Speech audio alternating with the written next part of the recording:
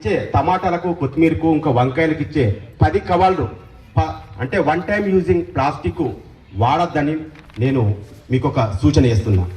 అయితే చాయ్ హోటల్లో కప్పులలో తాగద్దు, పిండిళ్ళల్లో అంటే ఇక ఖచ్చితంగా కావచ్చు. కానీ దాంతో కూడా ప్రతి వ్యక్తికి కూడా మనకు తెలియకుండా ఆయన మంచి ఆరోగ్యంగా ఉన్నాడు, ఎందుకు క్యాన్సర్ వచ్చింది అని మన సందేహం.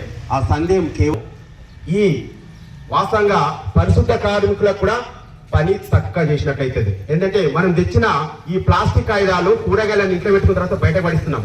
అది మినిమం 15 years దాకా భూమిలో కరిగాయి. అప్పుడు మనం రిగ్గేషన్ తర్వాత నీళ్లు పట్టలేము అనుకుంటాం. ప్రధాన కారణం మనమే. ఇంకొకటి, ప్రతి ఇంటిలో ఇప్పటి నుంచి మేము కొత్తగా ఎన్నికైనటువంటి మా బాడీ సభ్యుల తీర్మానం ఏంటంటే ప్రతి ఇంటికి 4 చెట్లు పెట్టాలా. అప్పుడు మనం పర్యావరణాన్ని రక్షించినట్లయితుంది.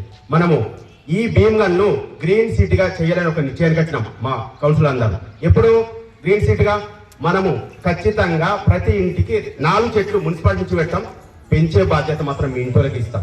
నీళ్లు వేసే బాధ్యత మీదే, రక్షణ చేసేది మాత్రం మా మున్సిపాలిటీకి సంబంధించిన వాళ్ళు. దయచేసి ఇక నుంచి ప్లాస్టిక్ ను సొంతంగా నిషేధించాలని ఇప్పుడు వచ్చే వర్షాకాలంలో ప్రతి ఇంటికి మీరు అందరి ఇంటి వాళ్ళు ముందుకొచ్చి 4 చెట్లు పెట్టినట్లయితే ఎక్కడ లేని వర్షం మన భీమగల్ పట్టణంలో పడుతుందని నా యొక్క సూచన.